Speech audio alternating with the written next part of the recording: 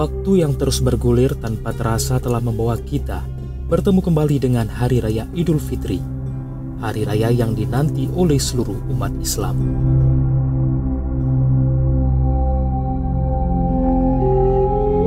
Sebulan lamanya Allah menyatukan kita dengan bulan Ramadan. Sebulan penuh kita menahan hawa nafsu dengan menahan lapar dan dahaga, menahan amarah dan emosi.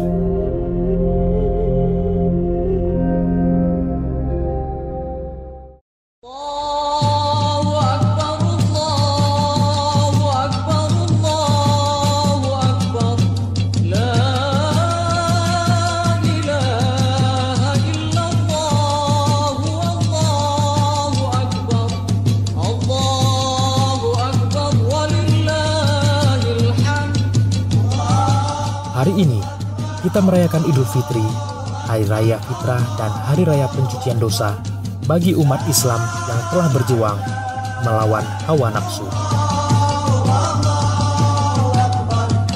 Kami, keluarga besar Semen Andalas, mengucapkan Selamat Hari Raya Idul Fitri 1442 Hijriah.